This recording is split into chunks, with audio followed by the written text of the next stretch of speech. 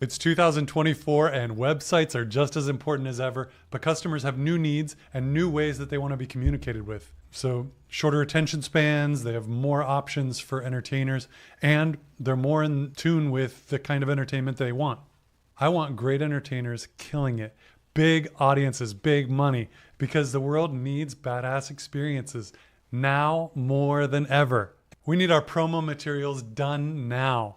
We need them to show our best sides. And most importantly, we need the promo to lead to gigs. There are great performers who also have great promo.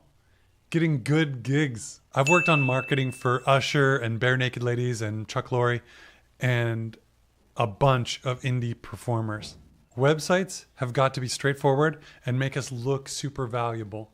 They got to get people communicating with us as soon as they're ready. It's also got to be easy and cheap for us to put together. I've been involved with the marketing for bunches of gig entertainers, and I'm watching what's going on now. You might be the exception to these rules. If you think you are, you can tell me your situation, and I can tell you whether you're special or not. I'm special. I believe it all the time. Here are the things. Here are the problems that I see a lot of performer websites right now. Too many purposes. Every single website needs to have one purpose.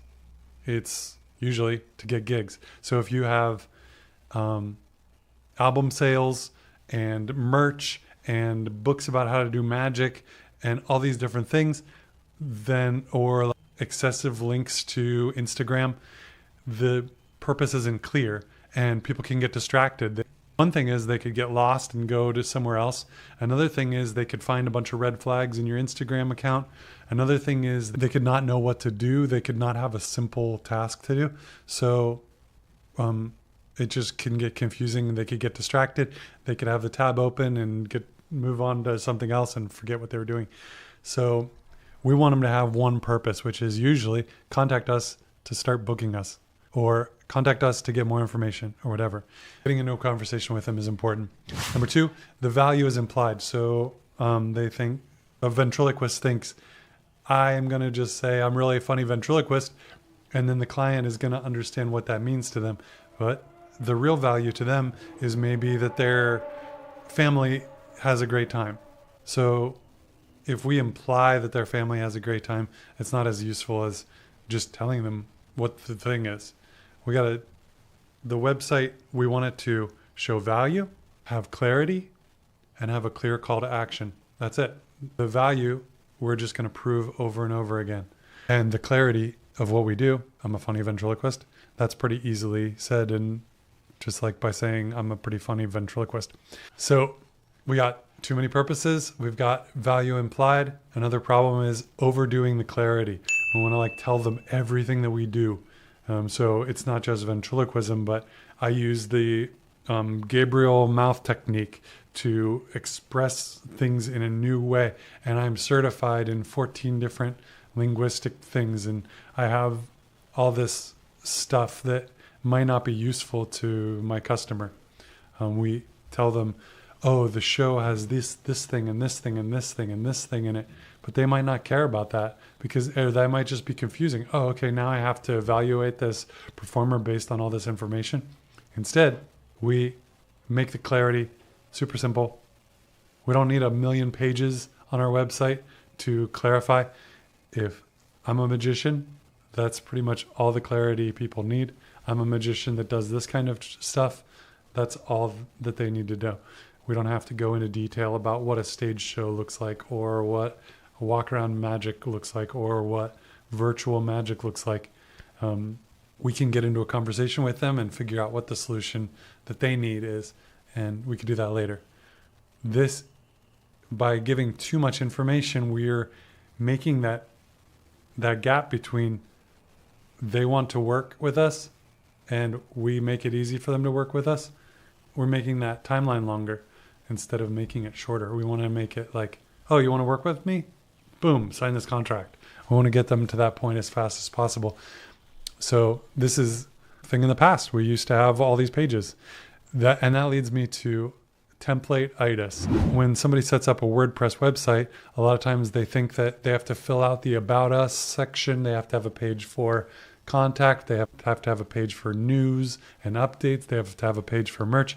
they have this template and then they feel like they need to fill out every single part of the template, or they see somebody else making a website, say some other performer's website, and they think, oh, I have to have all these things that this other performer has. We don't. We just have to get to the point. We have to get the value, prove it, and be clear and get a call to action. That's all we really need to do. And the faster we can do that, the better. We get, here's another problem, unclear or complicated call to action. So if the call to action isn't clear, what am I going to do? What do you want me to do to progress?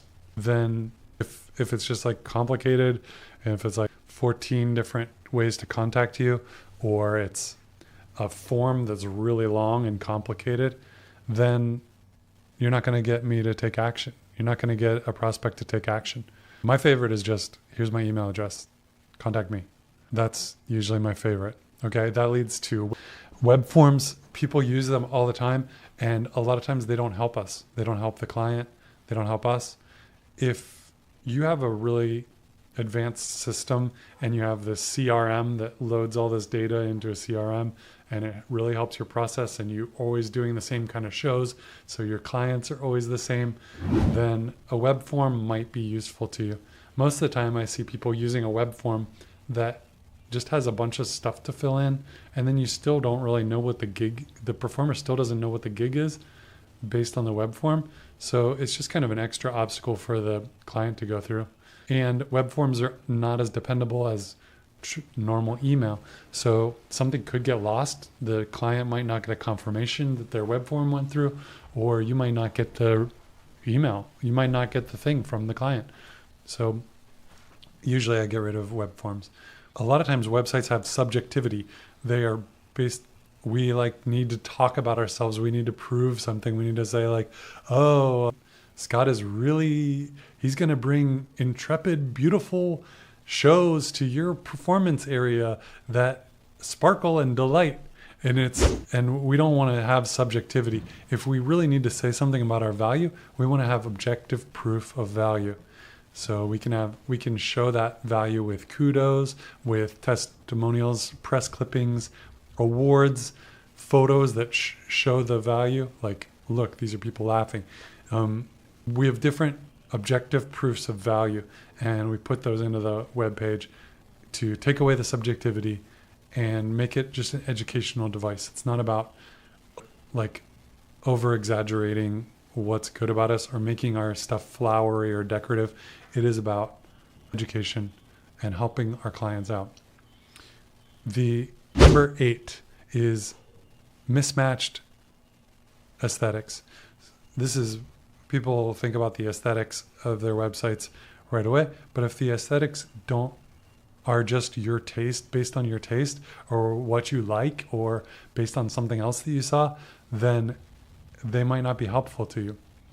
There's good design in a Walmart catalog, and there's good design in a Crate and Barrel catalog, and they're both completely different.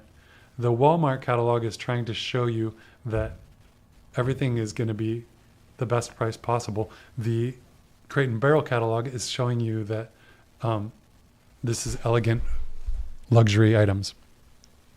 And finally, trying to get every gig. Performers are trying to get every single gig they can, and so their messages are scattered. And if you aren't talking to your specific best client, then your message is not really going to fall for anybody. Nobody's really going to be into it.